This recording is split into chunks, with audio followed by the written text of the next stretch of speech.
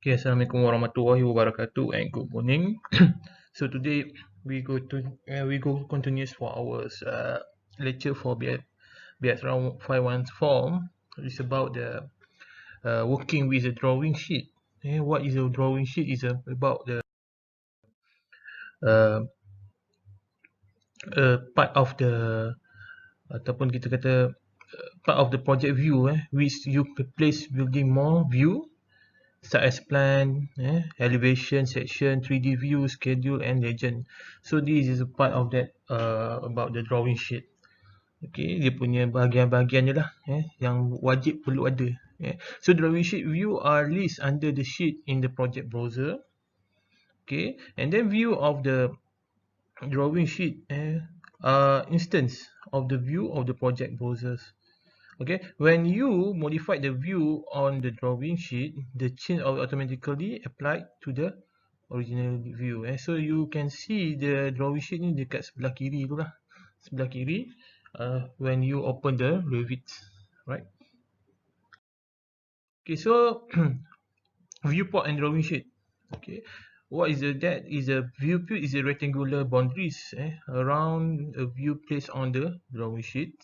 Okay, and then is the viewport has identifying title below the rectangular boundaries, and you can active the viewport to modify view directly from the drawing sheet.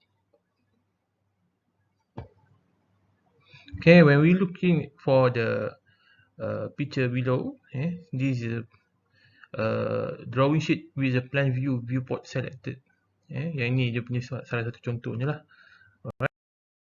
And then dia punya properties for the viewports is you can set the viewport type properly on the title, set a horizontal lines, patterns and color kamu boleh set kat situ, and you can also modify the viewport instant property to change the appearance and view in the drawing sheet. Okay, so yang ni adalah part-part yang kamu boleh ubah lah, view the rotation, view the scale, detail the level, detail the numbers, and then model the graphic style and underlay. So yang ni dia punya yang kamu boleh adjust di situ. Okay, for the process of the previewing and printing sheet and views, you can print the drawing sheet and model view if required.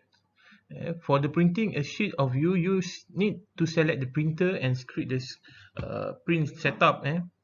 Okay, and then you can review a printing before printing the drawing sheet or view, and you can also the create sheet and view list, so you can print multiple sheet or views. Kat situ kamu boleh tengok, right? Boleh print satu-satu ataupun kamu boleh print sekali banyak.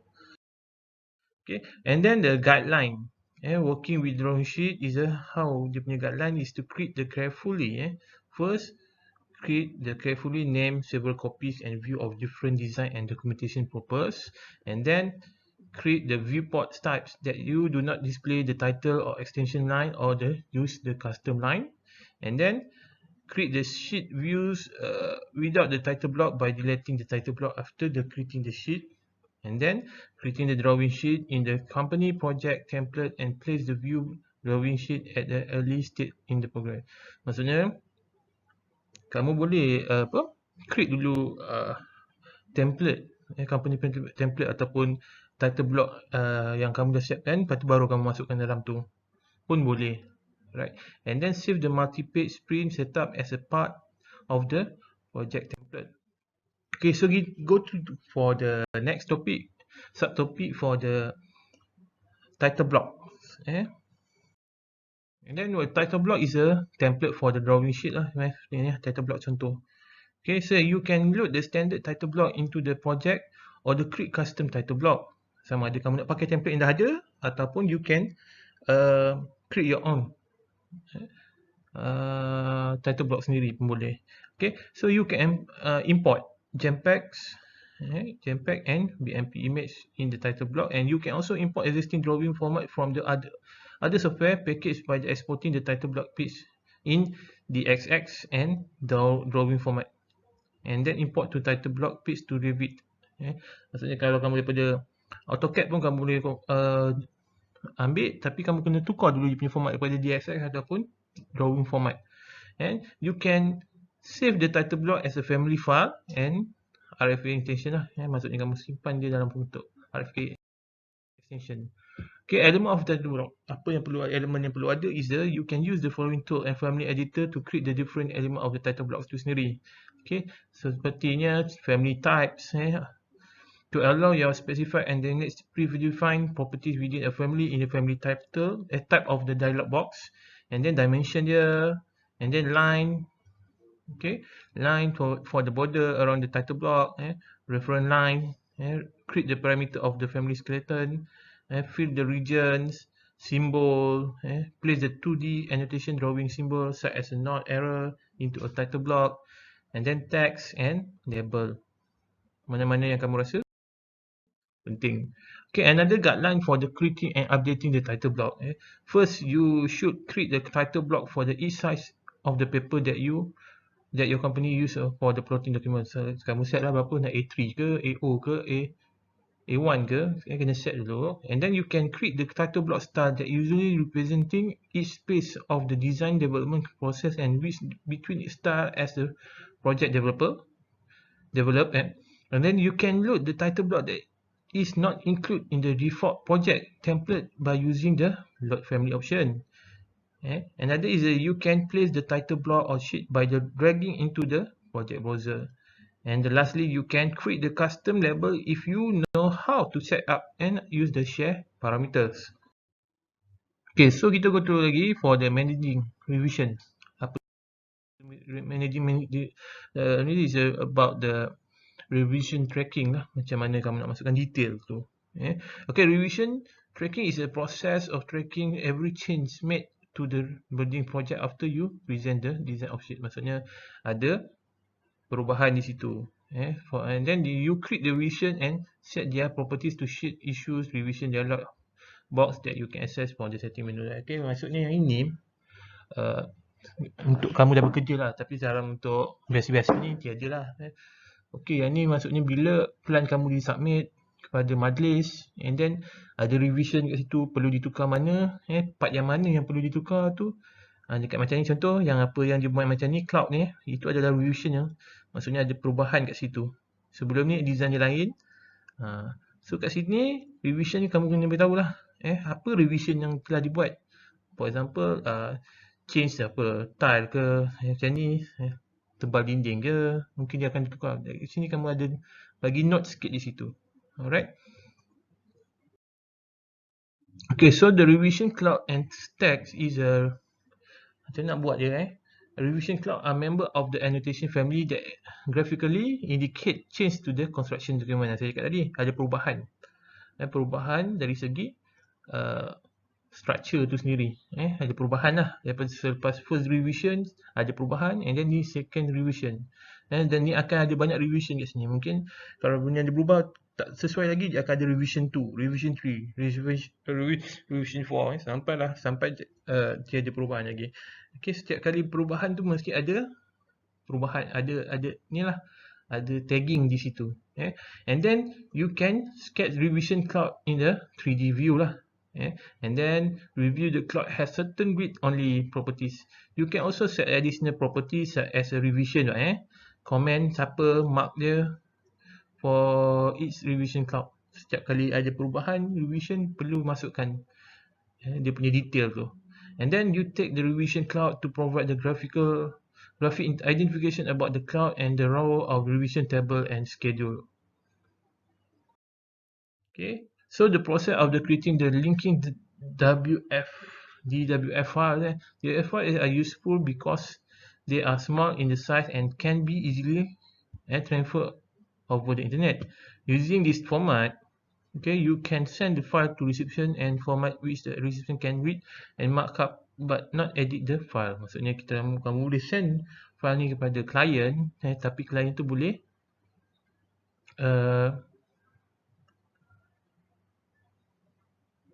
dia boleh baca lah and mark but tak boleh edit. Maksudnya gambar kamu tu dia tak boleh nak edit, plan kamu tu tak boleh nak edit, tebal bata tu kamu dia tak boleh nak kecilkan, tak boleh. Dia cuma boleh bagi mark and read only. Okay, so the recipient should have the necessary DWF makeup software such as desktop design review. Dia kena install lah and then enter the markup DWF file and return. So ni adalah satu cara macam mana kamu nak convertkan kepada file DWF files. Okay, so the guideline use the built-in revision of Revit architecture that associate standard revision cloud with the table to identify them, schedule, and automatically appears and sheet title block. They automatic.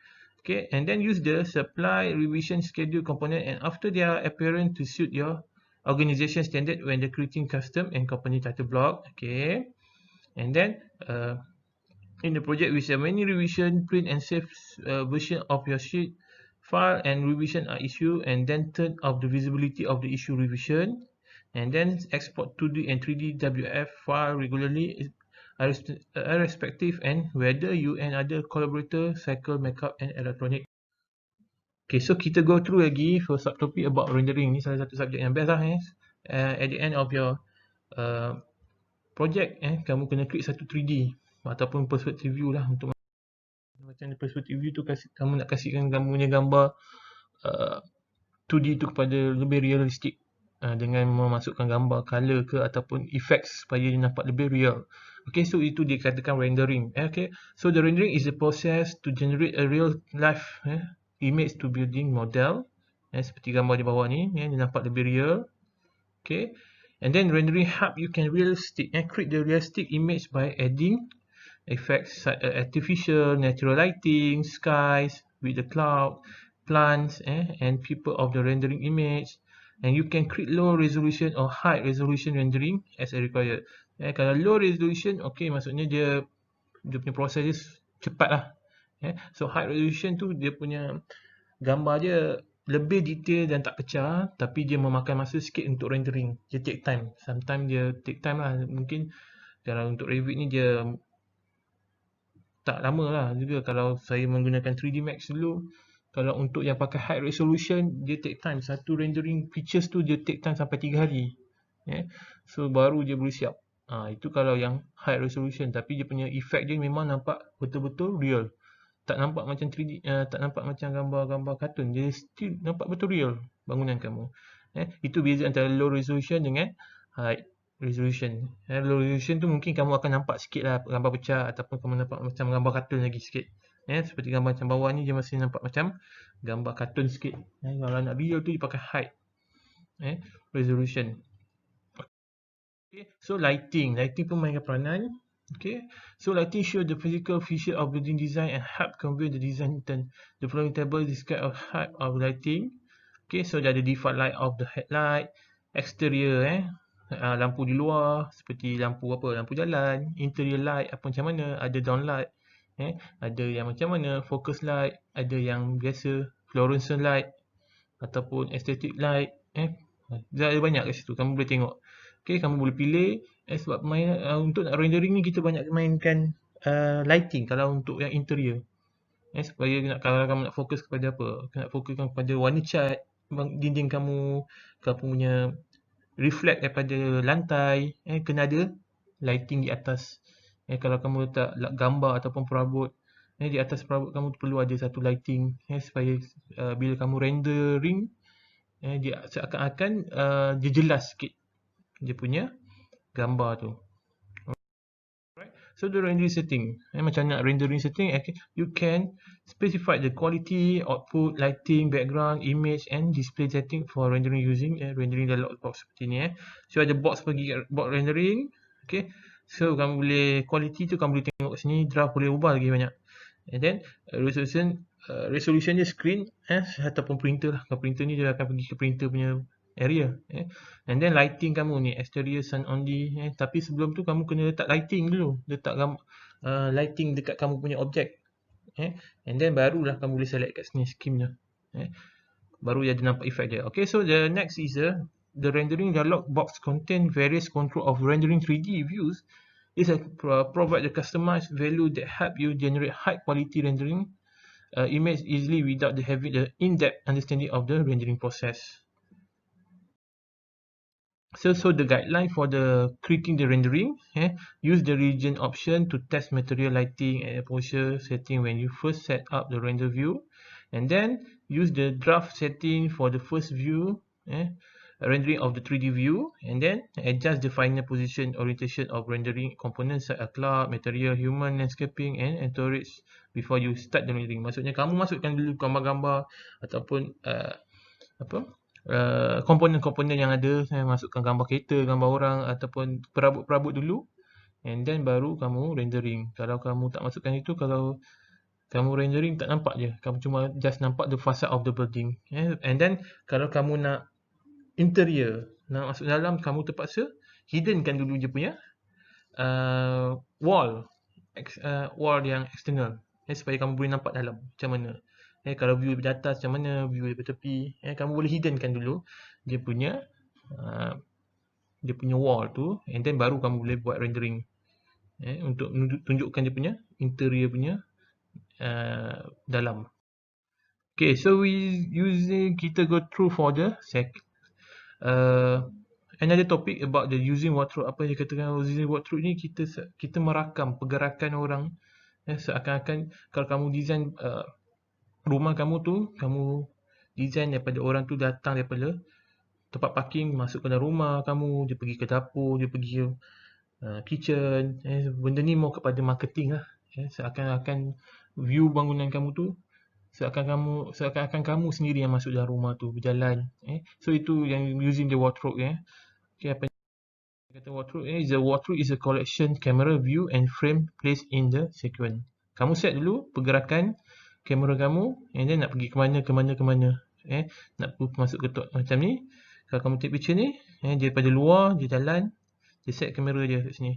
And then dia masuk sini, dia pusing, pergi sini pula, sini, and then dia keluar. Boleh kamu set situ. So kalau sini, kamera dia di sini, view dia macam ni, so dia nampak rumah kamu sini. Tu. Okay, ini walkthrough. Gambar daripada projection je, kamera je. So dia akan jalan satu-satu, boleh masuk dalam rumah, pergi bilik sana tadi, sini, tu, and then baru dia keluar. Contoh. You create the walkthrough in your project by pressing keyframe to the generate camera part and then view. Okay, so the camera and parts. And when you place the camera and the keyframe, you can set the camera to the perspective view or orthography view. You can also set the level of the height, offset and camera location. Kamu boleh set situ. And then you can change the camera angle and depth to field of view after the walkthrough parts and defines. Okay, so the guideline. Macam mana gunakan walkthrough is create the walkthrough that examines and illustrate particular area of the building model from the more than one point of view, minimize the side-to-side movement and camera while creating the walkthrough, and then place the circular walkthrough with the camera focusing in what your project template file and certain site is specified for the building project, and then place the walkthrough camera away from the model rather than close. And then another card is adjust the depth of the field control to ensure that all the important part of the building model such as a wall and background of the view are visible. And then experiment with the camera placement and angle. Adjust the playing the speed and walkthrough. Playing the speed refer to the number of the frame per second. Kamu boleh set tu per second berapa. Kalau nak cepat je, ni lah, kamu set lah berapa saat. Kalau nak lambat sikit je, mungkin kamu boleh setkan saatnya lebih besar. Okay, and then use the hidden line display while the setting up the walkthrough and change the shade, edge and rendering to the final export. Okay, so kita go to for the sun and shadow setting. Apa yang dikata sun and shadow ni, dia effect sikit pada bangunan kamu supaya nampak lebih, orang kata, realistic. So sun and shadow setting. So you can view, kalau kat sini kamu nampak ada shadow di sini, maksudnya matahari kamu di sini. Alright. So you can view the effect of sun shadow by building model and component in plan, elevation section and 3D view as a solar study in form of frame. Okay, you can apply sun and shadow setting by using the sun and shadow setting advanced model graphic dialog box kat sini. Okay, so another is a silhouette. It's apa ni kata silhouette sini? You use the silhouette style live in advanced model graphic dialog box to set the line style of silhouette edge. Sini kamu boleh nampak. And then you can override the silhouette style to highlight the building edge even if shadow are applied to the entire of the building. And ni kalau sini kamu nampak silhouette style set to none.